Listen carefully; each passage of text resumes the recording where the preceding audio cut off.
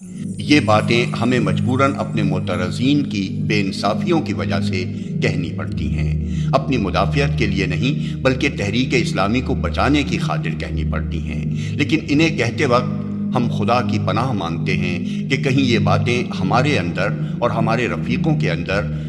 عجب و غرور اور اپنی کاملیت کی غلط فہمی نہ پیدا کر دیں۔ اس لیے اگر خدا نہ خواستہ یہ جھوٹا پندار ہمارے اندر پیدا ہو گیا تو ہم نے آج تک جو کچھ حاصل کیا ہے وہ بھی کھو بیٹھیں گے۔ اس خطرے سے بچنے کے لیے میں چاہتا ہوں کہ 3 حقیقتیں آپ اچھی طرح سمجھ لیں اور انہیں کبھی فراموش نہ کریں۔ پہلی بات یہ ہے کہ کمال ایک لامتناہی چیز ہے جس کی آخری حد ہماری نگاہوں سے اوجھل ہے۔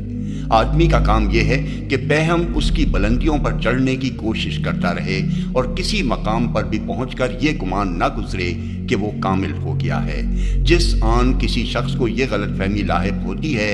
اس کی ترقی فوراً رک جاتی ہے، اور رک ہی نہیں جاتی، الٹا تنزل شروع ہو جاتا ہے۔ یاد رکھیے کہ بلندی پر چڑھنے کے لیے ہی نہیں، ایک بلند مقام پر ٹھہرنے کے لیے بھی ایک مسلسل جد و جہد درکار ہوتی ہے، اور اس کا سلسلہ بند ہوتے ہی پستی کی کشش آدمی کو نیچے کھینچنا شروع کر دیتی ہے۔ ایک دانش مند آدمی کو کبھی نیچے جھک کر نہیں دیکھنا چاہیے کہ وہ اوپر کتنا چڑھ چکا ہے، اسے اوپر دیکھنا چاہیے کہ جو بلندیاں ابھی چڑھنے کے لیے باقی ہیں وہ اس سے کس قدر دور ہیں۔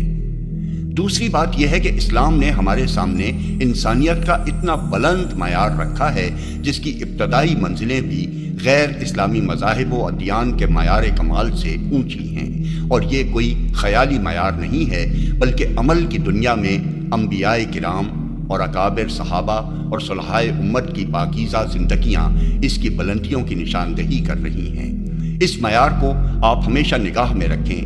یہ آپ کو کاملیت کی غلط فہمی سے بچائے گا، اپنی پستی کا احساس دلائے گا، اور ترقی کی کوششوں کے لیے ہر وقت اتنی بلندیاں آپ کے سامنے پیش کرتا رہے گا کہ عمر بھر کی جد و جہد کے بعد بھی آپ یہی محسوس کریں گے کہ ابھی بہت سی منزلیں چڑھنے کے لیے باقی ہیں۔ اپنے گرد و پیش کے دم توڑتے ہوئے مریضوں کو دیکھ کر اپنی ذرا سی تندرستی پر ناز نہ کیجیے، اخلاق و روحانیت کے ان پہلوانوں پر نگاہ رکھیے جن کی جگہ آج آپ شیطان سے نبرد آزما ہونے کے لیے اکھاڑے میں اترے ہیں۔ مومن کا کام یہ ہے کہ دولت دین کے معاملے میں وہ ہمیشہ اپنے سے اونچے لوگوں کی طرف دیکھے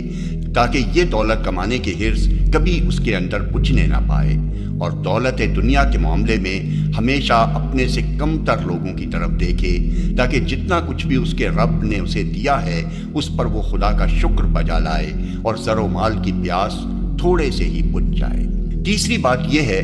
کہ فی الواقع ہماری جماعت نے اب تک اپنے اندر جو خوبیاں پیدا کی ہیں وہ بس اس لیے خوب ہیں کہ ہمارے گرد و پیش کا بگاڑ حد سے بڑا ہوا ہے۔ اس گھٹا ٹوپ اندھیرے میں ایک ذرا سا دیا بھی جسے روشن کرنے کی توفیق ہم لوگوں کو نصیب ہو گئی نمایاں نظر آنے لگا، ورنہ سچی بات یہ ہے کہ اسلام کے کم سے کم معیار مطلوب کو بھی سامنے رکھ کر جب ہم اپنا جائزہ لیتے ہیں تو ہر پہلو سے ہمیں اپنی ذات میں اور اپنے جماعتی نظام میں خامیاں ہی خامیاں نظر آتی ہیں۔ بس اگر ہم اپنی کوتاہیوں کا اعتراف کریں تو یہ محض ایک انکسار کے طور پر نہ ہو بلکہ ایک حقیقی اعتراف ہونا چاہیے، اور اس کا نتیجہ یہ ہونا چاہیے کہ ہم اپنی ایک ایک کوتاہی کو سمجھیں اور اسے دور کرنے کی کوشش کریں۔